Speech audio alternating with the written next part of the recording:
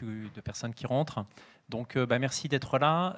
On va vous parler donc de résilience climatique et de géothermie, et notamment les différentes solutions qui sont offertes par la géothermie pour ces sujets de résilience climatique et de sujets de rapport au froid et à la production de rafraîchissement dans les bâtiments. Donc, pour démarrer, je voulais vous partager en fait une étude qui a été faite et qui a été publiée dernièrement. Donc, en gros, il y a un peu un emballement entre le sujet du réchauffement climatique, le sujet aussi de la climatisation et le sujet des îlots de chaleur urbains. Parce que, comme vous le savez, plus il fait chaud, plus on a tendance à climatiser les bâtiments. Et dans les centres-villes assez denses, on se retrouve en fait avec une aggravation de l'augmentation de la température dans le centre-ville. Et donc l'étude en question prévoit, donc ça c'est pas une hypothèse, mais c'est la prévision qui est actuellement sur la table, une multiplication par 4 du nombre de climatiseurs d'ici 2050. Donc c'est quand même assez effrayant, avec potentiellement donc 10 appareils vendus par seconde, ce qui correspondrait en production d'électricité à un doublement de la production de charbon. Donc on sait que le charbon, c'est ce qu'il y a de plus émetteur en gamme de gaz à effet de serre. Donc il y a quand même un vrai sujet sur comment répondre à la problématique du réchauffement climatique avec des solutions qui ne vont pas aggraver le phénomène. Et finalement, aujourd'hui, en termes de production de froid, il n'y a pas 10 000 solutions à part la climatisation. Et la géothermie, précisément, apporte des solutions très intéressantes pour ces sujets-là. Donc la solution en question dont on va vous parler, c'est ce qu'on appelle le free cooling en anglais, ou en français le rafraîchissement passif. C'est-à-dire qu'on va travailler en refroidissement du bâtiment sans mettre en place de pompe à chaleur ou de climatisation. Dans les deux cas, ce sont des systèmes de pompe à chaleur. Et effectivement, avec ces systèmes, on arrive à apporter le confort d'été dans les bâtiments sans avoir recours en fait, à des climatisations. Donc bâtiments, ça peut être des bâtiments de logement, du tertiaire, ou également aujourd'hui des process industriels. On commence à avoir des problèmes de surchauffe aussi dans les process industriels. Ça peut être également des solutions sur des process industriels. Donc là, voilà, je vous donne la définition. Donc, free cooling ou rafraîchissement passif, ça consiste donc à refroidir ou rafraîchir un bâtiment sans recours à un dispositif de climatisation. Donc, quand je dis refroidir, rafraîchir, c'est que par rapport à la ventilation, parfois la ventilation, on ne parle que de rafraîchissement, c'est-à-dire qu'on n'est pas capable quand même de garantir un niveau de confort. Sur le free cooling avec la géothermie, on peut aussi garantir des niveaux à partir du moment où les systèmes sont bien conscients, on pourra garantir des niveaux de confort dans le bâtiment. Donc là, le gros intérêt de la géothermie, il y a plusieurs façons de faire la géothermie. Soit on va pomper dans une nappe, soit on va utiliser des sondes de géothermie ou des pieux de fondation. Et là, on va avoir des boucles dans le sol. Donc le principe, c'est que l'hiver, on va pouvoir chauffer le bâtiment avec le système géothermique. Et l'été, on va pouvoir l'utiliser pour rafraîchir le bâtiment. Donc souvent, les gens assimilent plutôt la géothermie au chauffage, qui est effectivement une solution très performante en termes de rendement, mais ne pensent pas forcément au fait que les systèmes sont réversibles. Quand on met la pompe à chaleur, on peut aussi la faire fonctionner en froid, notamment si le free cooling n'est plus suffisant. Et en dimensionnant bien les systèmes, on peut faire un système entièrement passif. Donc cette solution-là, elle peut s'appliquer soit au niveau du bâtiment. Donc là, j'ai un exemple de projet, en l'occurrence l'aéroport de Zurich, qui est un peu particulier parce que là, les sondes, les captages sont directement dans les fondations du bâtiment. Donc il est construit sur pieux et donc ils ont équipé de façon assez intelligente les pieux de captage géothermique en mettant des tubes dedans. Et le bâtiment, en fait, est rafraîchi une partie de l'année en free cooling et une partie, quand il fait très chaud, en active cooling, en mettant en route les pompes à chaleur. Et sur le free cooling, ça a été mesuré, ils ont des rendements de 30 pour 1. En fait, ce sont uniquement les consommations des pompes de circulation de l'eau entre le sol et le bâtiment. Et 30, c'est la production de froid dans le bâtiment. Donc, c'est des rendements qui sont quand même assez exceptionnels et qui sont permis par le côté réversible de la géothermie. Donc ça, c'est des solutions individuelles au niveau du bâtiment. Et je vais passer la main à mon collègue qui va vous parler plutôt des solutions dites collectives, notamment sur des réseaux. Merci. Ouais. Donc en effet, comme ça a été dit, là, c'est des solutions, on va dire, mono-bâtiment qui permettent de répondre aux besoins de chauffage et de froid. À savoir que cette solution peut être couplée et centralisée pour faire des installations multi-bâtiments. Alors, je pense que vous connaissez tous un peu les réseaux de chaleur classiques, où on vient distribuer de la chaleur uniquement sur des bâtiments avec une production centralisée, et on vient distribuer cette chaleur à différents usagers. Là, l'intérêt en gros de la géothermie pour notre solution, qu'on va voir après, qu'on va développer un peu, ça s'appelle une BTEG, une boucle d'eau tempérée à énergie géothermique, c'est qu'on fait circuler de l'eau à basse température, en tout cas à tempérer, qui nous permet de faire du chaud et du froid indépendamment sur chaque bâtiment. Alors je m'explique. On va le détailler. Après, il ne faudra surtout pas hésiter à poser des questions. Ce sera l'occasion. On a une source principale qui est du captage. C'est un captage qui est soit sur sonde, soit sur nappe, soit sur eau usée, sur eau de mer, etc. Tous les captages qu'on peut imaginer. Et ces calories-là, on vient les distribuer sur une boucle de chaleur et d'eau tempérée sur les bâtiments. Et chaque bâtiment a son propre système énergétique de relevé de température. Dans ces cas-là, c'est des pompes à chaleur.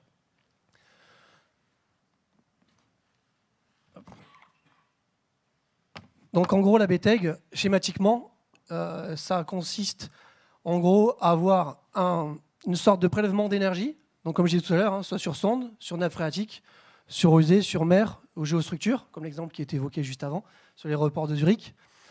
On vient connecter cet ensemble d'énergie sur un réseau, et chaque bâtiment, on va le voir, a une sorte de sous-station. Et ces sous-stations-là sont équipées de pompes à chaleur, et ces pompes à chaleur-là vont remonter en température. Remonter en température ou rabaisser.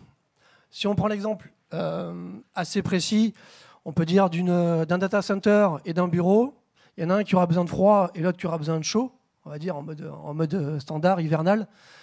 Et l'avantage de la boucle d'eau, c'est qu'on peut faire un système. D'un côté, on va rejeter de la chaleur et de l'autre, on va rejeter du froid. Donc c'est intéressant pour les deux, c'est complémentaire, on appelle ça un système thermo-frigopompe.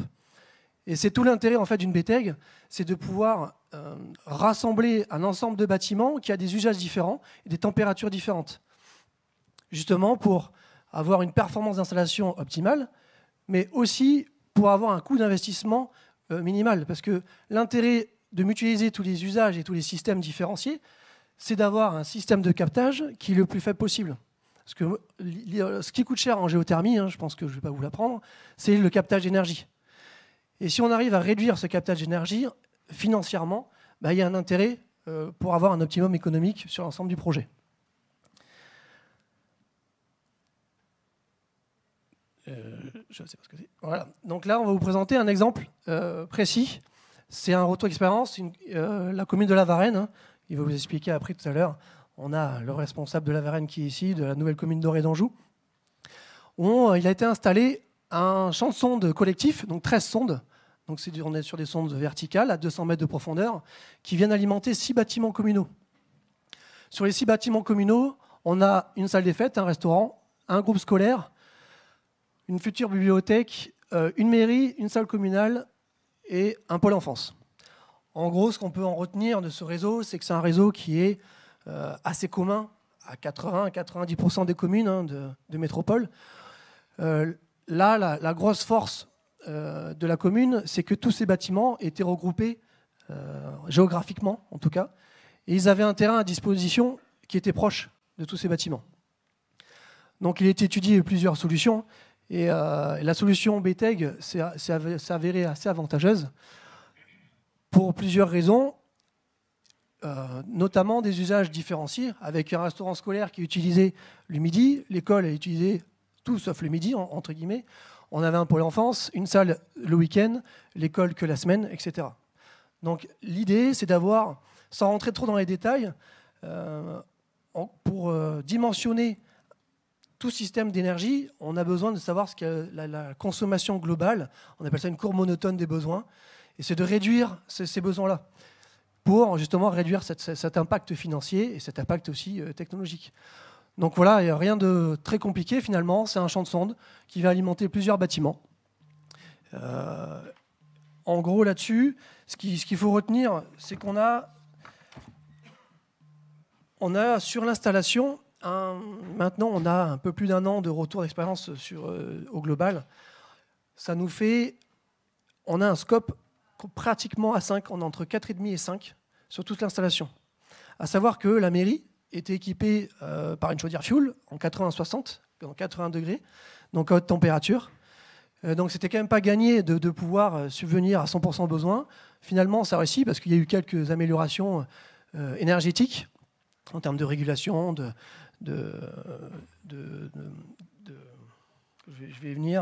désembouage, etc. Et donc, on a une performance qui est très importante.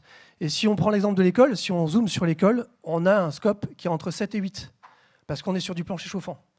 Donc là, là, ce qui est intéressant, c'est qu'on a un bâtiment neuf, je ne l'ai pas dit en effet, un bâtiment neuf sur le pôle enfance, avec tout un ensemble de bâtiments existants, rénovés ou peu rénovés, et on se rend compte que la géothermie s'est appliquée à pratiquement à tous les bâtiments. Et même la mairie qui était en 80-60, donc à haute température, un peu moins bien isolée, finalement, la géothermie a réussi à couvrir l'ensemble des besoins. Donc là, j'ai quelques photos juste pour illustrer un peu qu'est-ce qu'un chantier de géothermie, hein, pour faire simple. Géothermie, donc ça c'est une foreuse qui vient faire tout ce qui est forage vertical, donc là pour descendre à 200 mètres. À savoir qu'on fore, donc en effet pendant les travaux, il y a un peu d'impact visuel, hein, parce qu'on voit de la terre, etc. Sauf qu'à la fin des travaux, il n'y a plus rien, en tout cas sur le champ de sonde. Vous n'avez aucune maintenance à faire, donc le terrain redevient naturel. Vous pouvez re-engazonner, faire un bâtiment dessus, ou faire du bitume pour faire un parking. Là-dessus, il n'y a pas d'impact. C'est aussi l'inconvénient et l'avantage de la géothermie, c'est que ce n'est pas visible. Donc on n'en parle pas. Mais en tout cas, voilà, esthétiquement, il n'y a rien qui ressort. Et après, une sous-station, typiquement, c'est ça, avec une pompe à chaleur et des distributions de chaleur. Et là, c'est l'ensemble du réseau qui arrive ici pour être distribué à l'ensemble des bâtiments. Voilà, je pense que je vais la faire simple. Je vais vous laisser intervenir, Monsieur Vaillant. Bonjour à tous. J'ai pas grand-chose à rajouter sur les aspects techniques. Donc nous, sur cette opération qui a eu lieu à Orée d'Anjou, donc je fais un petit peu de pub pour notre territoire. Orée d'Anjou, c'est une commune nouvelle du Maine-et-Loire. Nous-mêmes, excusez-moi, je suis devant nous-mêmes, on appartient à Mauche Communauté, donc qui est constituée de 6 communes nouvelles du Maine-et-Loire. Donc Mauche Communauté, c'est en tout 120 000 habitants. Et principalement en fait des communes rurales, donc autour de entre 70 et 80 communes rurales. Donc la Varenne en elle-même, c'est une petite commune de 2000 habitants. Orée d'Anjou, c'est 17 000 habitants.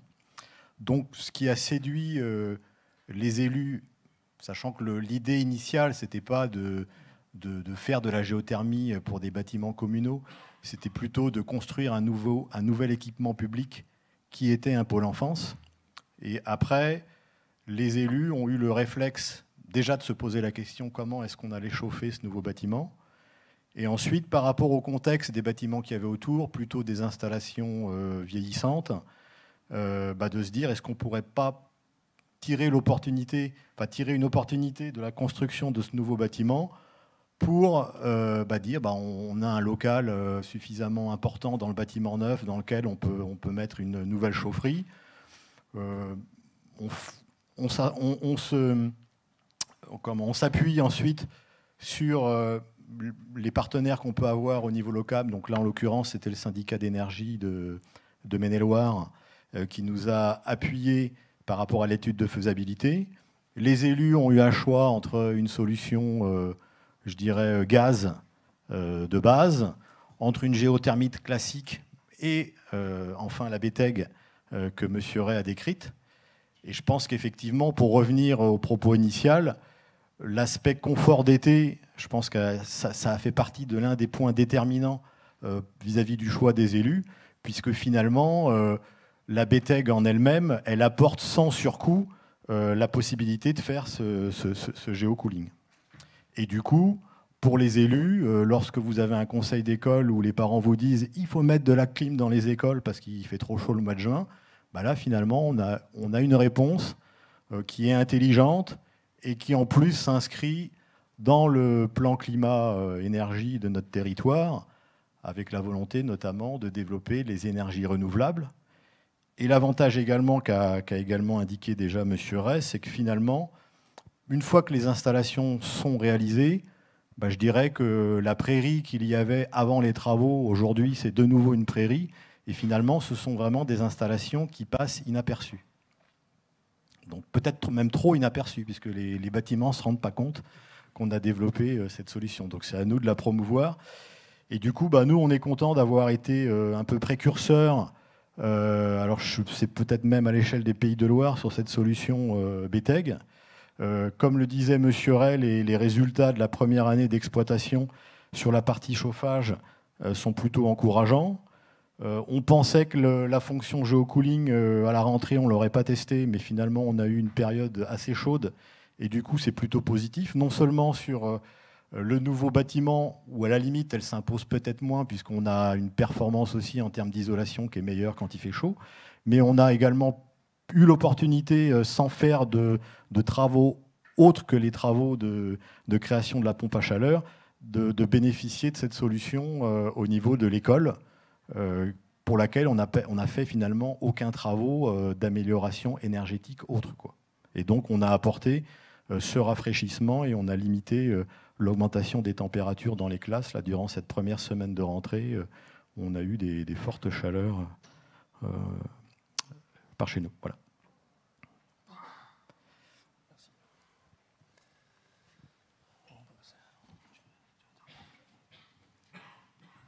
On peut peut-être parler 2 minutes des régulations de ces systèmes ou au niveau des pompes à chaleur, parce que comment ça fonctionne, si la question n'est déjà pas là, mais ça peut être intéressant de l'évoquer rapidement au niveau du bâtiment ou au niveau des boucles d'ailleurs, mais comment ça se régule?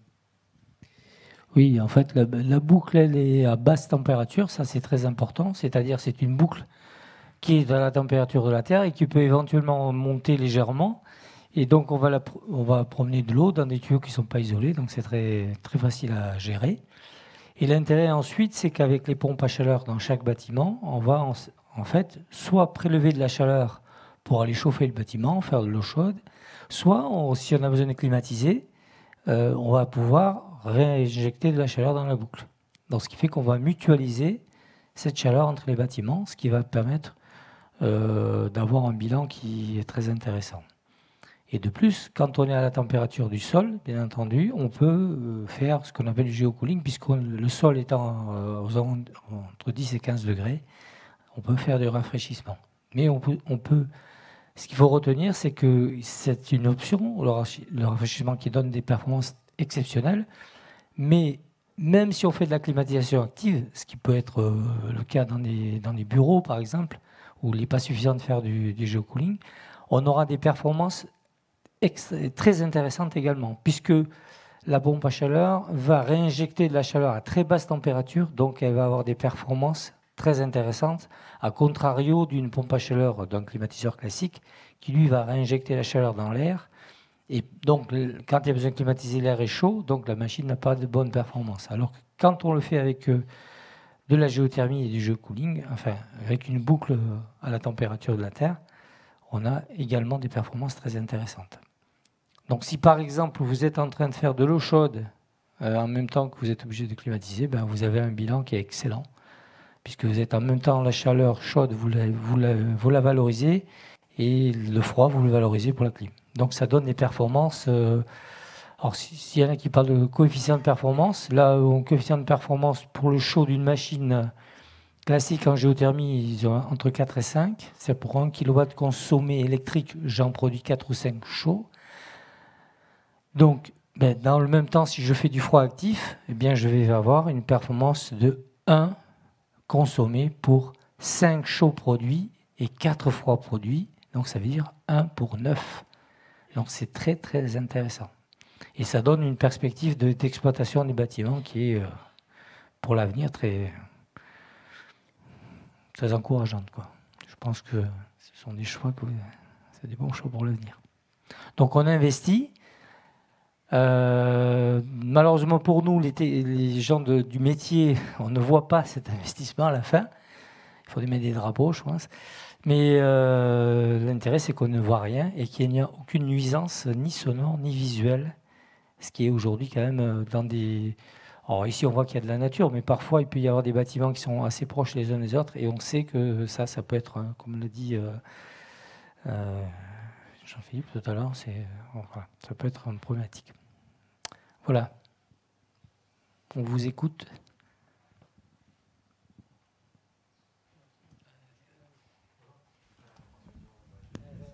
Et un micro. Donc Anthony Dion, bureau d'études ATPS. J'avais juste une question, parce que j'ai entendu autre part qu'il fallait prévoir impérativement ou de manière très fortement recommandée des projets de géothermie en ayant des besoins de froid également, pour pouvoir mieux éviter de prendre trop d'énergie localement. Là, le projet que vous présentiez était avait un gros décalage avec 250, si je ne dis pas de bêtises, mégawattheures chauds pour 4 mégawattheures froids, avec un pack de sondes qui était assez resserré. Est-ce que c'est effectivement nécessaire d'avoir des besoins de froid pour que l'opération fonctionne bien à long terme? Et est-ce qu'il y a un risque, un problème éventuel après une installation comme cela? Alors, à savoir qu'une installation géothermique n'a pas besoin de faire de froid. En fait, on peut fonctionner à 100% pour la chaleur. C'est pas un prérequis. En fait, ce qui est vraiment très important, c'est d'assurer une simulation du sous-sol et de vérifier que les besoins qu'on vient extraire au sous-sol, ça soit pérenne dans le temps. C'est-à-dire qu'on va simuler sur 50 ans l'impact qu'a le prélèvement de l'énergie au sous-sol. Et on va vérifier qu'on ne descende pas en dessous d'une certaine température, auquel cas l'installation ne fonctionnerait plus. Donc en fait, l'intérêt, c'est sûr que plus on va faire de froid, moins on aura besoin de champs de sonde au final, parce qu'on va pouvoir faire du stockage intersaisonnier, on appelle ça. Là, quand on vient faire que du prélèvement, c'est-à-dire faire que du chauffage, il faut faire attention justement à ne pas descendre trop en température. Mais c'est un mode de fonctionnement qui fonctionne très bien. Et il y a une grosse majorité d'installations en géothermie qui fonctionnent en chaud sol. Là-dessus, il n'y a pas de problématique particulière en tout cas. Je me confirme.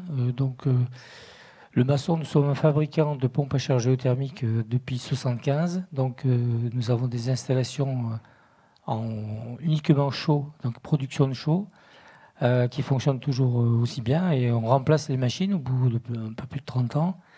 Mais les capteurs, quand ils ont été bien dimensionnés, c'est un problème de dimensionnement. C'est-à-dire qu'en fait, vous ne devez pas prendre à la Terre plus que ce qu'elle est capable de vous donner. Et le limitant n'est pas le capteur, c'est la Terre. Donc en fait, vous devez dimensionner en fonction de vos besoins.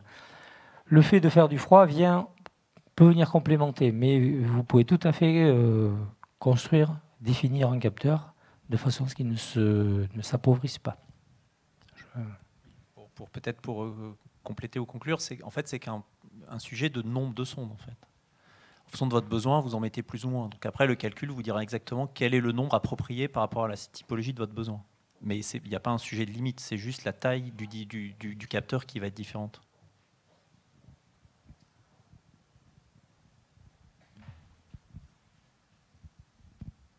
Bonjour, Christophe Dedou, Groupe Atlantique. Moi j'avais une question aussi. Est-ce que du coup il y avait un appoint en complément sur l'installation? Alors sur l'installation, on a un seul appoint, c'est pour la mairie, parce que tout à l'heure je disais qu'elle était en haute température. Donc théoriquement en tout cas, on était obligé de mettre un appoint pour ce bâtiment-là, parce que la PAC n'était pas prévue en fonctionner à haute température. Et donc il y avait une petite chaudière gaz qui était prévue là en relève de l'installation.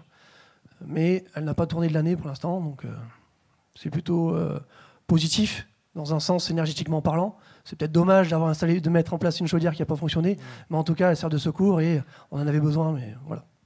Et juste une autre petite question, les régimes de température du coup de la boucle, c'était quoi à peu près? Alors là, sur le réseau qui est vraiment en sol, on est vraiment sur un régime lié à l'extraction de l'énergie du sol. Et cette année, comme c'est la première année de fonctionnement, on a tendance à descendre un petit peu en température au fur et à mesure des années. On était sur 13 à 14 degrés cette année sur la boucle. Ah oui. Okay. Merci.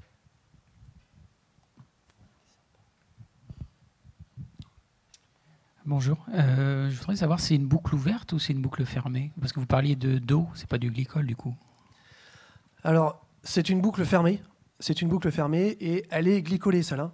Elle est glycolée parce que dans le dimensionnement, justement, tout à l'heure, la question, elle est en lien avec la question, c'est que quand on dimensionne, on a un potentiel de descendre, parce que le COP normalisé d'une géothermie, c'est 0-3 pour sortir à 35-30. Donc ça veut dire que normalement, comme une PAC traditionnelle, en géothermie, on peut descendre en négatif. Et quand on descend en négatif, on est obligé de glycoler l'installation. Alors après, il y a une question d'assurance. On pourrait très bien se passer de glycol, avoir des performances qui seraient accrues, forcément, parce que la chaleur massique de l'eau est plus importante que le glycol. Là, c'est en fonction des fabricants. On a quelques limites là-dessus et des assureurs, mais en tout cas, là, c'est une installation qui est glycolée. Il y a d'autres façons de faire, mais voilà. En tout cas, à terme, l'installation peut fonctionner aussi en négatif.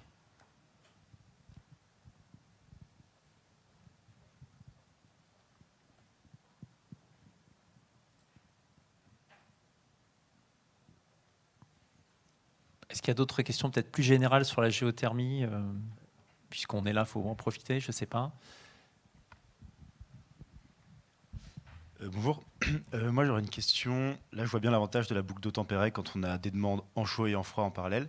Si on n'a que des demandes de chaud, est-ce qu'on a encore un avantage par rapport à la géothermie classique à avoir une boucle tempérée? Alors, c'est pareil, ça dépend la structure des sites étudiés, la géographie et où est-ce qu'on peut implanter le champ de sonde. Est-ce qu'il y a un intérêt finalement à avoir un champ de sonde centralisé et puis un énorme réseau pour aller raccorder un bâtiment qui se situe à 400 mètres? Là, il faut faire attention. En fait, on est un peu dans le même système que le calcul de rendement des réseaux de chaleur. Vous savez, avec l'ADEME, on a 1,5 MWh du mètre linéaire. On n'est pas dans la même démarche, mais c'est un peu l'idée. Il ne faut quand même pas aller chercher un bâtiment qui se situe très loin, qui a le même usage que le bâtiment qui est juste à côté. Parce que l'intérêt de la BTEC, c'est d'avoir des usages différents et des besoins différents. Si on prend un exemple standard, 2 écoles qui se situent à 500 mètres de distance, il n'y a pas forcément d'intérêt de faire une boucle d'eau tempérée. De faire de la géothermie sur chaque site, oui. La BTEC, après, ça se discute vraiment réellement, quoi. Et il y a aussi un sujet, effectivement, peut-être dans votre question, si on n'est que dans un sens, c'est ça, si on fait que de la chaleur, par exemple, ou c'était, je ne sais pas si c'est dans votre question, mais ce qu'on voit ici sur ce schéma-là, donc comme on l'a évoqué à l'instant, si effectivement il y a de la production chaud et froid, et notamment simultanée, c'est très intéressant de faire ça, puisqu'on peut récupérer les calories d'un côté pour les rebasculer. Si effectivement on n'est que dans un seul sens et qu'on fait que du chaud, on peut éventuellement envisager d'avoir une production centralisée, auquel cas on va retrouver un réseau de chaleur relativement classique, mais qui sera approvisionné en géothermie. Alors, je vais rajouter une précision. C'est vrai. Ceci étant dit, avoir une boucle géothermique partagée peut avoir aussi des avantages, notamment si les deux bâtiments dont on parlait n'ont pas des utilisations simultanées. Ça veut dire qu'on va se retrouver avec un capteur qui va être surdimensionné. Si vous avez un bâtiment qui travaille davantage à un moment donné, et puis après c'est l'autre, c'est ce qu'on appelle le foisonnement. Donc on peut très bien avoir à ce moment-là un intérêt parce que vous allez avoir un capteur qui va être surdimensionné, donc vous aurez des meilleures performances. C'est-à-dire, autrement dit, si par exemple on a 2 bâtiments qui font 200 kg chacun, on va avoir une boucle qui va pouvoir nous donner 400 kg, mais ça veut dire que si un bâtiment n'a une utilisation que 100 kg parce que mais il n'est pas utilisé complètement, imaginons un hôtel, eh bien l'autre bâtiment, au moment où il fonctionne, ou même sur ce bâtiment-là, on aura des performances accrues, puisqu'en fait, le capteur géothermique est un échangeur avec la Terre, et donc il va être surdimensionné, donc il va permettre d'avoir, au lieu d'être à des températures, mettons, de 2 ou 3 degrés, on sera peut-être à des températures de 5-6 degrés. C'est ce que nous, on constate sur de la géothermie classique, avec une mutualisation des captages d'énergie. Donc ça a un intérêt aussi.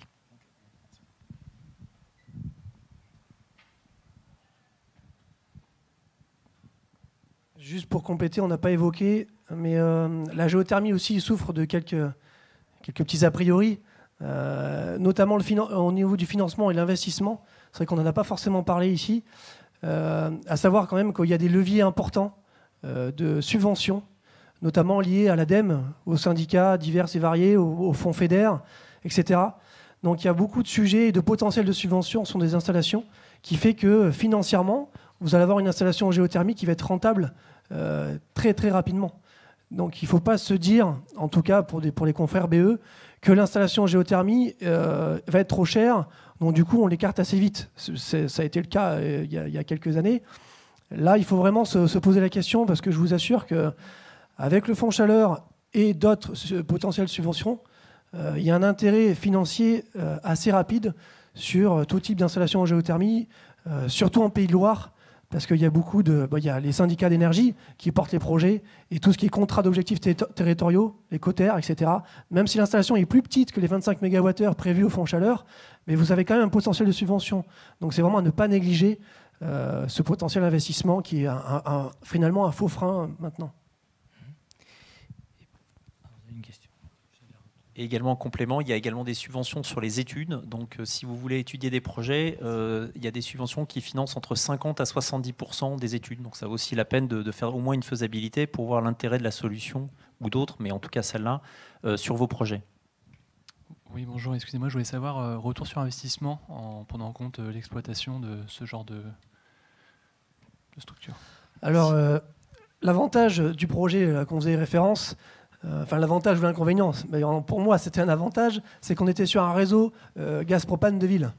Donc, c'est-à-dire que c'était un réseau, c'était pas un réseau gaz naturel, donc c'était un coût du kilowattheure qui était assez élevé. Et donc on a un temps de retour qui était de souvenir, il était inférieur à 10 ans sur l'installation. Et après, vu la recherche de subvention qui a été faite par la commune, ce CAPEX a vraiment réduit. Donc voilà. Si on compare par exemple à une installation RO, traditionnellement par rapport à de la géothermie, sur les études qu'on peut faire, on a des temps de retour qui sont pareils aux alentours des 10 ans sur sur une installation standard entre RO et géothermie.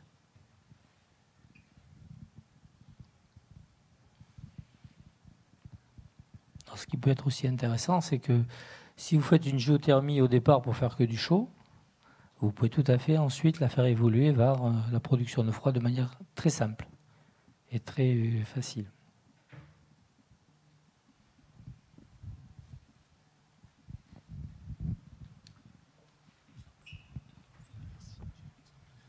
Bonjour, je voulais savoir, est-ce qu'il y avait eu une démarche de recherche de réduction des besoins avant de se lancer dans ce projet?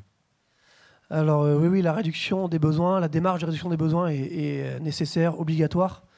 Dans tous les cas, là le fonds chaleur a changé, mais il y a une obligation par l'ADEME aussi de venir réduire les besoins.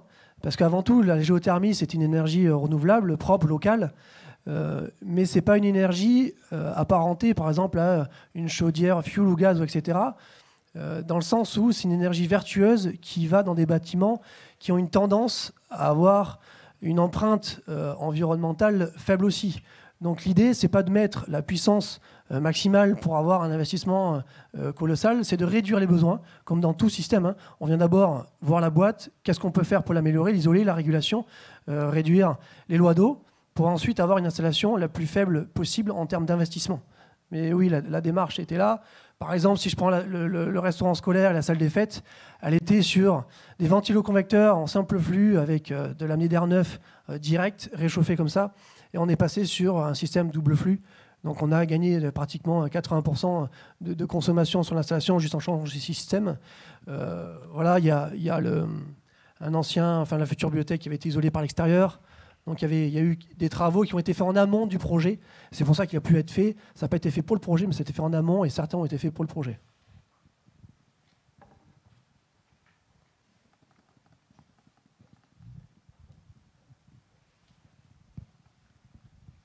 Bonjour, je voulais juste savoir quelle était la durée de vie des produits que vous utilisez pour ce type de projet. Alors aujourd'hui, la durée de vie... sur les sondes géothermiques, on n'a pas de durée de vie, puisque ça fait maintenant 50 ans qu'on en installe à peu près. Et on estime que ça va durer encore plusieurs générations. Il n'y a pas de raison objective, puisque c'est du PE industriel, donc, qui est dans la terre, peu d'oxygène, peu de variations. Et quant au PAC, nous, l'expérience, c'est une durée de vie qui est aux alentours de 30 ans. Et encore, on peut les réparer. Enfin, bon, ça dépend des fabricants, mais donc on est sur. Souvent aux clients aujourd'hui, vous en prenez pour perpète avec nous, parce qu'en fait, votre système va être extrêmement durable. Et quand on voit ici, il est évolutif, c'est-à-dire une installation existante peut évoluer notamment vers la production, enfin, du confort amélioré avec le froid. On est sur le temps long. On est sur le temps long et pour compléter, ça dépend aussi des bâtiments et l'usage des bâtiments. Vous avez une mairie, c'est toujours pareil, une pompe à chaleur, une durée de vie, c'est par rapport à un temps de fonctionnement du compresseur. Donc une mairie va fonctionner, je vais dire une bêtise, 1000 heures par an, son compresseur il va utiliser 1000 heures par an. Si vous prenez le cas d'une piscine, où là c'est un vrai sujet de décarbonation et de réduction du coût d'exploitation des piscines, là le compresseur de la machine va tourner toute l'année à 100%. Donc forcément sa durée de vie sera plus faible, mais le coût d'exploitation de 10 bâtiments, un centre aquatique ou autre, sera réellement réduit, quoi. Et sur une machine réparable, c'est pas parce qu'on change un compresseur que la machine peut durer encore 20 ans de plus. Elle est conçue pour ça.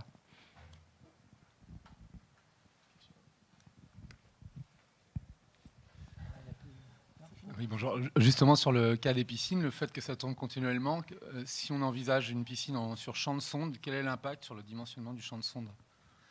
Alors l'impact, Je vais la faire courte parce qu'il faut qu'on arrête. Après, si vous avez d'autres questions, n'hésitez pas à venir au stand. On a un stand FPG après, on pourra échanger autant que vous voulez. En plus, on a un petit cocktail. 38. 38 et on a un petit cocktail. Non, rapidement, alors là, le dimensionnement du captage au sous-sol, il se fait de deux façons, sur la puissance et sur la consommation d'énergie qu'on va extraire au sous-sol. Donc en effet, si vous avez beaucoup d'énergie à extraire du sous-sol, vous allez devoir dimensionner en conséquence votre champ de sonde. Si je prends l'exemple d'une piscine qu'on a fait récemment, vous aviez une PAC elle faisait 50 kg, et par contre, il y avait 2600 mètres de sonde, parce que la PAC était prévue pour fonctionner toute l'année. Donc c'est vraiment les besoins en puissance, les besoins en consommation, et voire même les besoins en froid. Donc il y a un triptyque au niveau du dimensionnement du champ de sonde. Merci à tous pour vos questions. Et puis, pour votre attention. Merci. À bientôt.